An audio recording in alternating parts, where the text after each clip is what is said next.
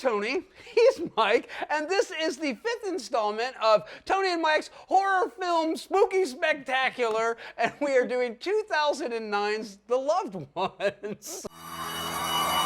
Will you go to the dance with me? I'm going with Holly. Guess who asked me to the dance? Pretty as a picture.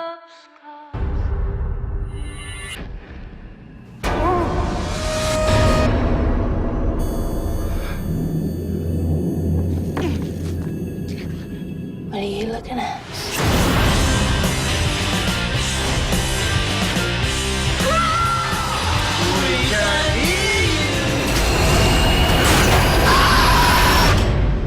Say happy. Happy. Love. So this is an Australian horror. It's directed by Sean Byrne, who also did The Devil's Candy. Okay. And we both very much enjoyed The Devil's Candy. Yes. And I saw this, and I was like, well, I'll check it out. And I checked it, and I was like, hey, Tony, you should watch this. Yeah. And here we are. So this is, it's not a double dose. I kind of wish we saw this, so we could have did a double dose of Sean Byrne, but we could have, but here we are. I'm gonna say this. It's a straightforward setup. Well, let's go ahead and just quick quick through the plot. So it follows the story of this teenage boy, Brent. Him and his dad get involved in a car accident. I can't remember where they're driving, but some rando dude stumbles out in the middle of the street. They swerve to avoid the accident. Look out!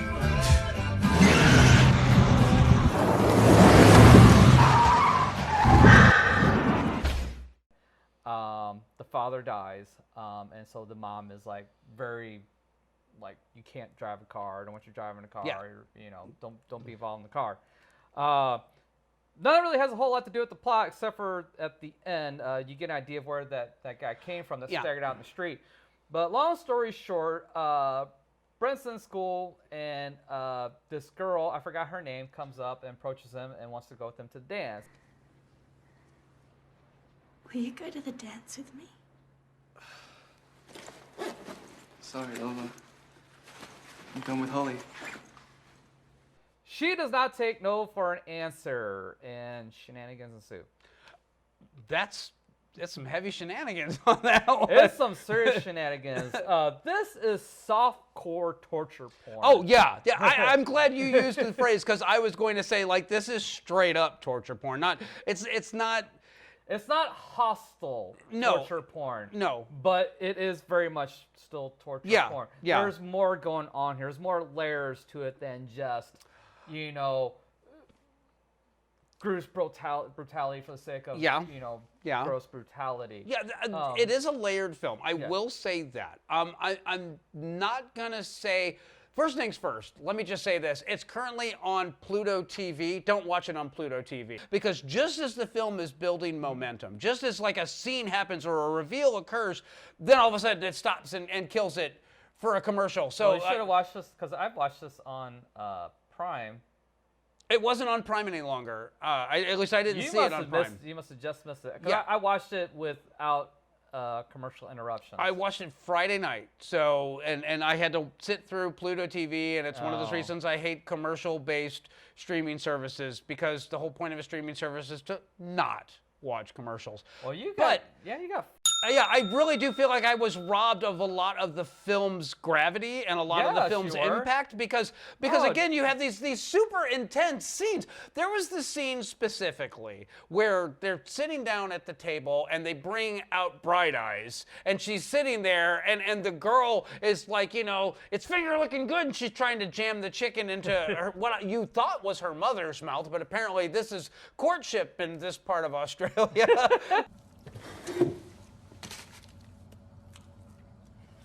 Better not get too skinny. Or Daddy won't like you anymore, will he, Daddy? But then she is gonna feed it to the other guy, and that's like where the first real threat occurs, where they're like, you can either eat the chicken or my dad can take the hammer to you, and then that moment, you know where this is going. Is it finger licking good?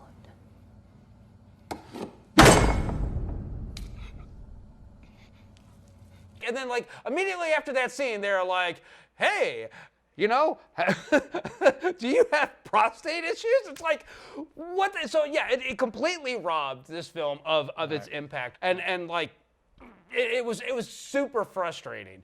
But that being said, character-wise, the motivations of every character here are crystal clear. You completely get it. You also understand the fact that Brent, the main character in the film, he after he gets into this accident and his father dies, he has a lot of guilt.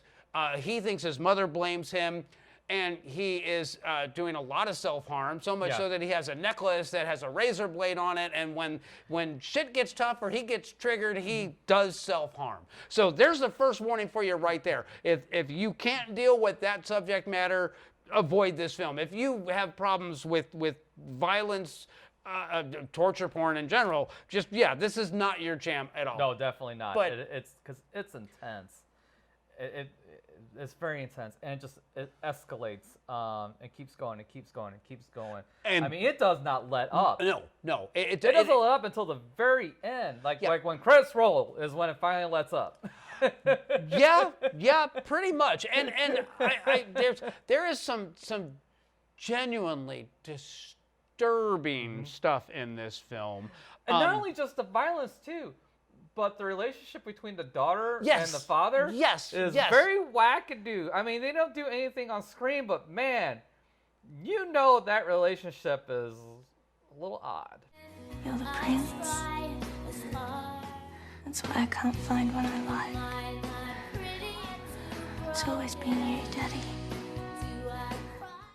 Yeah, no. I'm gonna leave that there. A lot. Well, actually, like there's this whole, like, you know, she's going through her scrapbook of all of her previous dates, and she's basically like showing Brent, you know, oh, and here was my first one, and here was my first this, and she's like leafing through, and she's like what, like 18? She would have been 16. No. The first one, she was like a very like young 8 girl. or 9. Yeah, 8 or 9 years old. That's me? Oh. Kia Willis.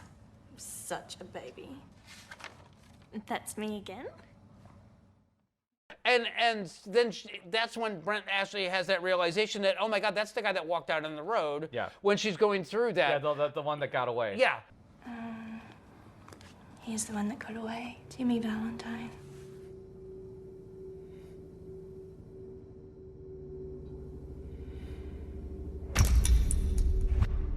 He has almost no dialogue. Throughout the entire torture sequence, the whole dinner sequence, he does not speak until like the very end of the film, which I get it. I do. But I also know that he was injected with a neck full of blue, who knows what whatever that was. Yeah. I mean, We can hear you. and then he also has. Yeah, they keep him doped up, just like Bright Eyes. Bright Eyes doesn't speak a word either. She's very borderline comatose. She is straight up partially lobotomized. Yeah. Because basically they show the process in graphic detail where they drill the hole through, because you see the hole and you're like, she gets shot or something, and then no, it's realized that they drilled a hole and then poured hot water into it to basically cook off part of her brain. So and the most up reveal in this film is when they open the floor, and I'm just gonna say that right there because that scarred me. That was like, wow, okay, did not see that coming.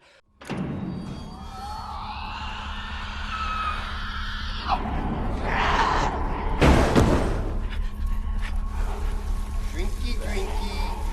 Sing for your summer. Not loud enough. That was whack. Yeah. Like I said, they ramp it up, and it gets worse and worse and worse as it goes along. More graphic, but I'm also going to say this. It's not that there's not something here for this film. There is, most definitely. And if this is your jam, if this is your particular brand of horror, this is most definitely what you're watching for. But I feel like Australian horror films have really, ever since Wolf Creek, which was kind of like the first film that was based on a real event, it's like Australian film hasn't really grown past the torture porn thing. They've kind of specialized in it, if you will, at this point, because I've seen so many Australian horror films, and a lot of them tend to like go down this route. So this is a very polished example of that. It is perfectly escalated. It is the characters, you get everything you need to know about them. The only character that I feel is extraneous in this is his best friend, his best buddy. Because other than taking the girl to the dance and then seeing her have the breakdown about her missing brother and, you know, why didn't you come home, all that's really the only purpose that he serves. He's just kind of a means to that other character's end. Well, so it's also revealed that the one that got away is her brother. And then she is the daughter of the sheriff who's doing the investigating. As well. So it's a loose tie. I kind of agree with you. It didn't really need to be in there. I wish they had done something a little more with him. You know. I'm also going. I mean, even if it was just a matter of his girlfriend, Holly, I think was her name. If it was a matter of Holly's car not starting and him being the one that drives her there, you know, and then all the crazy shit at the end happens, that at least would have, you know, fleshed his character out a little bit more, or given him an arc and something to do, and what his involvement in this story is. But I'm not going to tell you that I didn't like this film. I am, however, going to tell you that, again, not for the sensitive types. This is not for the horror newbies or the horror lightweights. If your idea of spooky is Friday the 13th Part 2, no, this is not for you. This is not for you. But if you like films like Wolf Creek, or even Henry Portrait of a Serial Killer, or films like that are a bit more psychological, smarter, and a lot more grounded and a lot more true to life, this will fit the bill. But don't watch it in mixed company. This is one that if you don't know exactly who you're watching this with, don't invite friends or family over and be like, I've got a horror film for you. I'll say this is, I wouldn't say it's more like Hostel, but in its delivery of the violence, it's more like Hostel and kind of like Saw in that regard. It's not the same story-wise, don't get me wrong, but in portrayal of violence. So if you like those kind of movies, you'll very much enjoy this movie because it is in that vein. But it's a little, like I said, it's a little smarter. It's more intelligent in what's got going on with it. This is an absolute recommend for me. Yeah, I was going to say. By a long mile. And you can see the DNA from Devil's Candy in this. Oh, absolutely. Absolutely. Whereas Devil's Candy isn't as... It's not as graphic. Violent, but not as graphic, and it's more toned back. And I'm kind of bummed about this. I didn't see anything else this guy did. He did like a short after this, an anime short. I didn't get a chance to watch it. But that's really about it. And it's kind of disappointing because I enjoyed both of these entries very much, and I want to see more from this guy. I think it's a wasted potential. So I don't know why he hasn't done anything else or hasn't got the opportunity to do something else. Please, Sean Byrne, if you're watching this, make another movie. This is a recommend, but it is a recommend with a caveat of you don't watch it on Pluto TV, and you make sure that the audience that you're watching it with are prepared for the content that's in this film. But again, this is not for the passive horror fan. This is, if you're a hardcore horror fan, this is most definitely going to scratch that itch. So I'm not going to tell you that I'd buy it though. I'd have to explain it to too many people. No, you have a questionable list in your closet. You're not wrong. You're not wrong. So. I don't think you have to do a whole lot explaining. Anybody that knows you knows to expect the unexpected. Who knows what's going to fall out of that motherfucker? Just like Dalton in Roadhouse. So, anything else? Oh, God. I know some point I'm going to do Roadhouse. I'm not looking forward to it. That's a horror tale in all its own.